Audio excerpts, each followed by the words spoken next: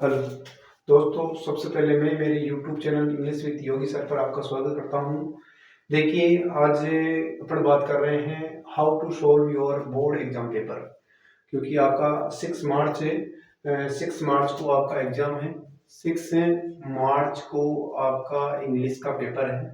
तो इंग्लिश के पेपर को आप किस तरह से परीक्षा में सोल्व करें, किस तरह से कौन से आपको सेक्शन को चुनना चाहिए, पहली प्राथमिकता किसको देना चाहिए, उसको किस तरह से आप सोल्व करें, किस तरह से अपनी नोटबुक के अंदर लिखें ताकि आपको है वो पूरे में पूरे नंबर 80 में से 80 नंबर आपको मिल सके। तो इसके लिए मैं कुछ आपको है ना आज इम्पोर्टेंट बातें बताने जा रहा हूँ। क्योंकि आपको 6 तारीख के एग्जाम है, तो उससे पहले एक दिन पहले आपको मेरा ये यूट्यूब पर वीडियो मिल रहा है। तो इसका मतलब है इसमें कुछ मैं खास बात बताने जा रहा हूँ कि किस तरह से अपने परीक्षा को सोल्व करें ताकि हमको अच्छे नंबर प्राप्त हो। कुछ ट्रिक्स होती हैं, अब उन ट्रिक्स को आप अपनाते हो तो आप बहुत ज़्यादा बेनिफिट हैं लोगे इसमें।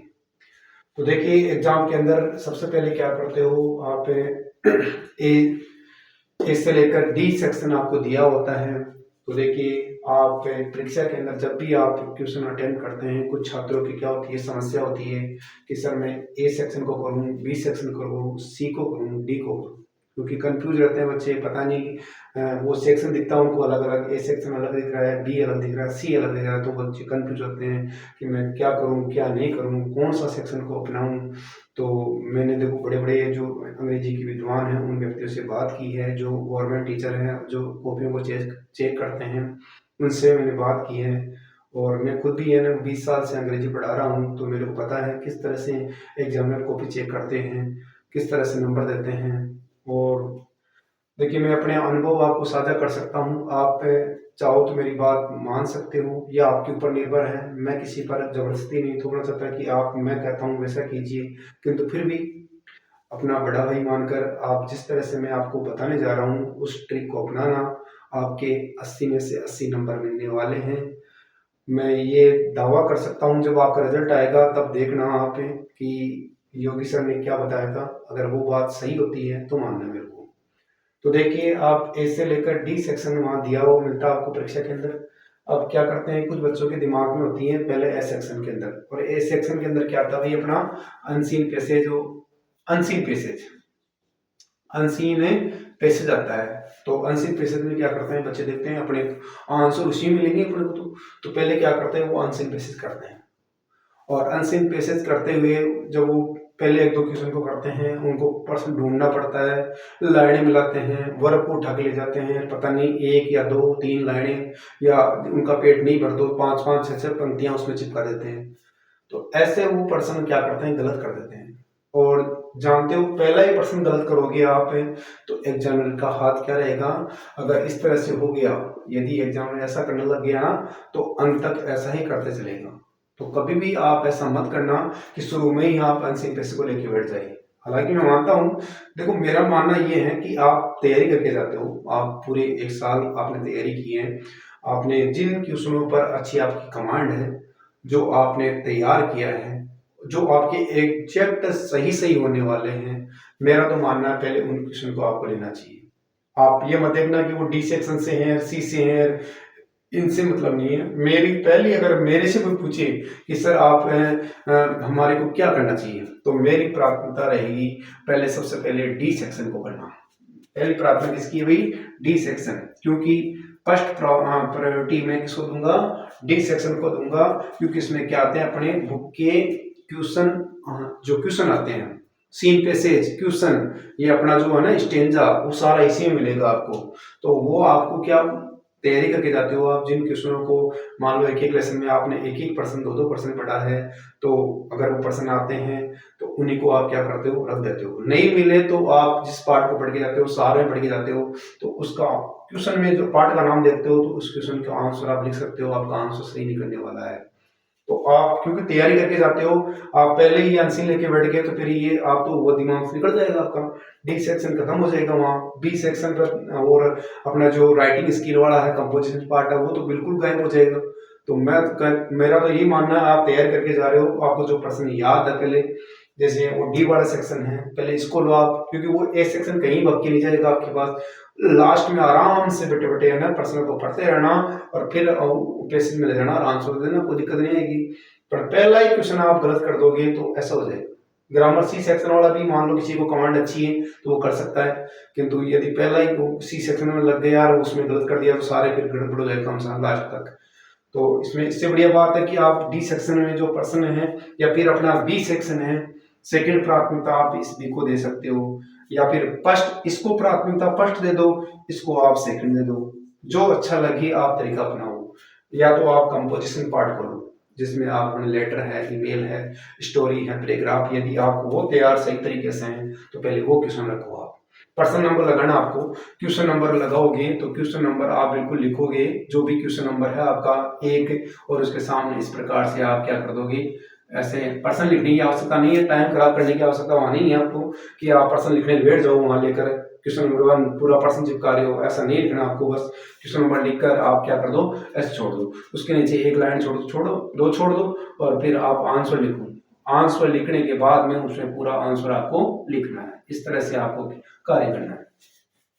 अब देखिए कुछ बच्चों की हैंडराइटिंग है वो बहुत ही ज्यादा मिस्टेक होती हुई, अगर वो हैंडराइटिंग का प्रयोग नहीं करते हैं तो उनके नंबर आप जानते हो, यदि आपका 1 नंबर का क्वेश्चन है, आपका मार्क्स है 1 नंबर का क्वेश्चन है, उनकी हैंडराइटिंग क्या है, उबड़ खाबड़ है, तो भैया उन्होंने बिल्कुल सही सही आंसर दिया था, उनका एग्जैक्ट आंसर सही था, पर हैंडराइटिंग क्या थी, मिस्टेक थी, तो उसमें उनको नंबर कितने मिले भाई, 1/4, क्योंकि एग्जाम के समय बाहर हो जाती है और फिर वो क्या करते हैं 1/4 नंबर देते हैं 1 का। अगर मान लो किसी की क्वेश्चन तैयार है, हैंडराइटिंग है अच्छी है उनकी, और उसका क्वेश्चन थोड़ा मिस्टेक था, आंसर लिखने में उसको सही नहीं लिख पाया वो, फिर भी एग्जामिनर को हैंडराइटिंग अच्छी लगती है तो उसको पूर्ण नंबर, या फिर हो सकता है अगले के मूड पर है वो पूरा का पूरा 1 नंबर उसको दे दे। अगर आप हैंडराइटिंग का प्रयोग करते हो और बिल्कुल सेंटेंस के अनुसार लिखते हो तो पूरा का पूरा नंबर भी आपको मिल सकता है। तो देखिए आप इस तरह से अगर हैंडराइटिंग का ध्यान रखते हुए क्वेश्चन नंबर लगाते हुए आंसर लिखते हो तो आपका आंसर सही जाने की कोशिश पूरी संभावना है। अगर हैंडराइटिंग का यूज सही करते हो तो आपकी हैंडराइटिंग बढ़िया है। तो आप सबसे पहले मेरा तो यही कहना है कि आप डी सेक्शन को जो आप क्वेश्चन आंसर दोनों बुक के जो पर्सन आप तैयार करके ले जाते हो, पहले उन क्वेश्चनों को आप लेकर बैठो, उनको आप आराम से जो पर्सन आपको आते हैं डी सेक्शन में से वो करो, नहीं आते हैं उनको मत करना, वहाँ वो बाद में देखेंगे, पहले जो आ रहे हैं ना डी सेक्शन में उन्हीं क्वेश्चन को लेना है। फिर जैसे मान लो बी सेक्शन के क्वेश्चन आ रहे हैं आपको सही सही तो उनको लेना है, या पहले बी सेक्शन के ले लो फिर डी के ले लो, इन दोनों में से करो पहले आप। फिर अपना वो सी सेक्शन ले लो, ग्रामर वाला ही सी सेक्शन ले लो, थर्ड प्राथमिकता इसको दे दो, सी सेक्शन को दे दो, और लास्ट में करो अपना कौन सा, ये डी ए सेक्शन, इसको चौथी प्राथमिकता दो, आप चौथे स्तर पर ले जाओ अपने। क्योंकि एग्जामिनर जब यहाँ से आप शुरू में अच्छे पर्सन बिल्कुल एग्जैक्ट आंसर दोगे तो एग्जामिनर का हाथ ऐसा चलेगा ना, तो वो ऐसा ही चलता रहेगा। और पहले ही क्वेश्चन में आपने वहां आंसर पैसे लेके बैठ गए और उसमें आपको आंसर सही नहीं मिला तो एग्जामिनर का हाथ ऐसा हो गया तो अंत तक वो ऐसा ही चलने वाला है। तो इससे आपके क्या होगा, माइनस मार्किंग हो जाएगी, आपके नंबर जितने आने थे उतने नहीं आएंगे, क्योंकि यहां से गलत हो गया ना तो फिर लास्ट में चाहे आप सही लिख रहे हो, बिल्कुल पर्सन बिल्कुल एग्जैक्ट आंसर आ रहे थे आपके, सही लिखा था आपकी हैंडराइटिंग बढ़िया चल रही थी, किंतु उसका दिमाग मूड काम कर रहा था ऐसा, और ऐसा चल गया किसी पर तो उसका एग्जाम ऐसा ही चलने वाला लास्ट तक। इसीलिए मेरा कहना है कि आप जो पर्सन पहले आपको सबसे ज्यादा सही सही आते हैं उन्हीं क्वेश्चन को पहले आप अटेम्प्ट करो, चाहे वो डी सेक्शन का हो चाहे आप बी सेक्शन का हो। जो बढ़िया अच्छे बच्चे हैं जिनका माइंड बहुत ज्यादा तेज काम करता है वो चाहे ले सकते हैं, अपना सी सेक्शन में ले सकते हैं, बी भी ले सकते हैं, जो अच्छा लगे वो कर सकते हैं। पर पहले आपको मेरे हिसाब से देखा जाए तो आपको डी सेक्शन या बी सेक्शन से ही लेना चाहिए। पहली प्राथमिकता या तो बी को दो या डी को दो, या फिर आप इसको पहले देते हो तो इसको सेकंड दे दो, और थर्ड में आप ये सी सेक्शन, क्योंकि सी सेक्शन बहुत इजी वाला होता है, आराम से आप उसमें सही सही करने वाले हो। यदि वहां सी में भी थोड़ा गड़बड़ लगता है आपको तो फिर आप अनसी में आ सकते हो।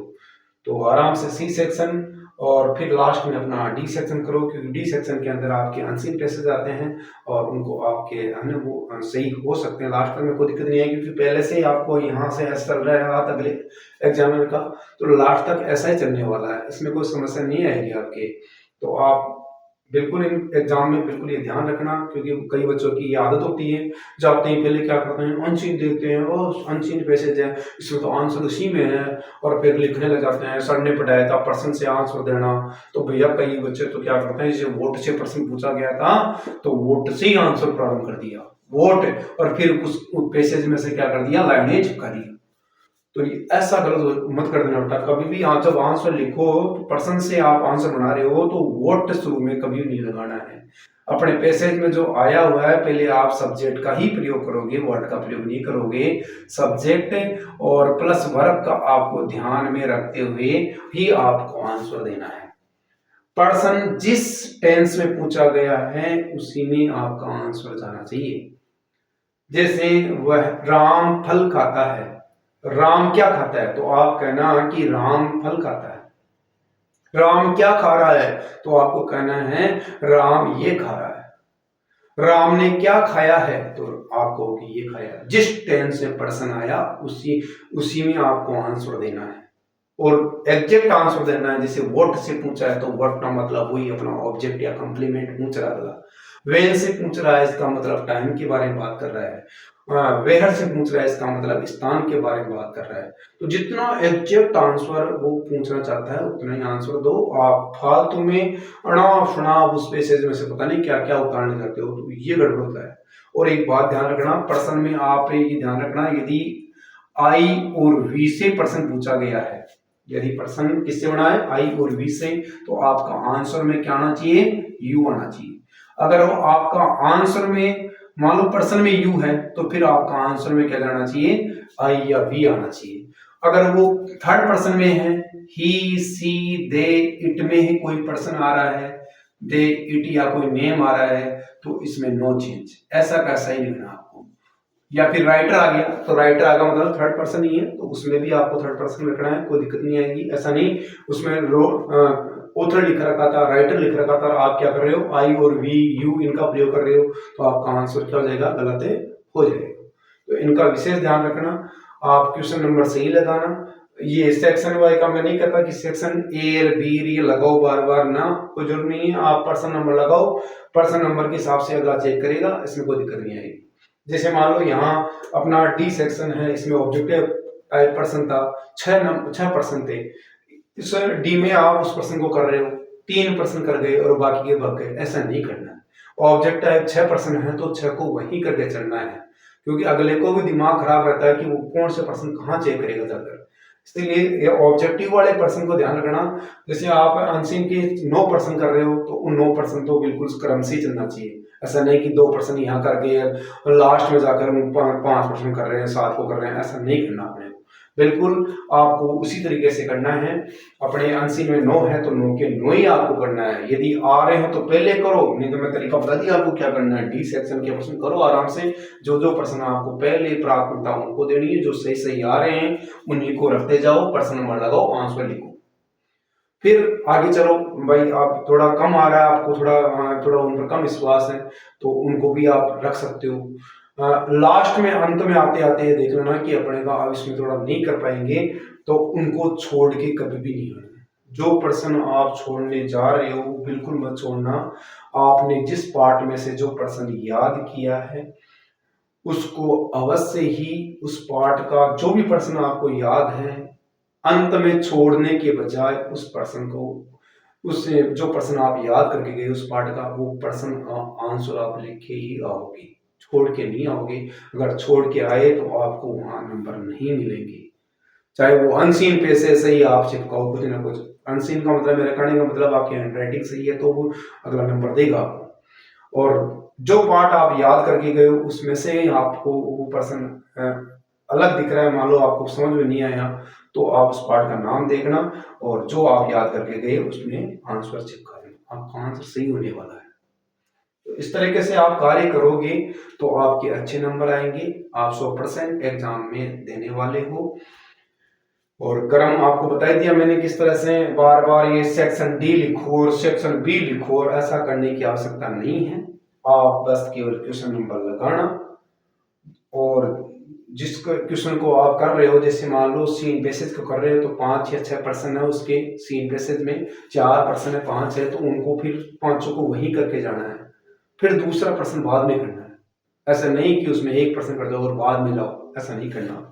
इसी तरीके का प्रयोग करते हुए पहली प्राथमिकता आपकी किसकी होनी चाहिए, डी सेक्शन, क्योंकि आप याद करके जाते हो उन प्रश्नों को, तो पहले उनको रखोगे तो आपका आंसर सही निकलेगा और वो सही जाएगा ऐसा।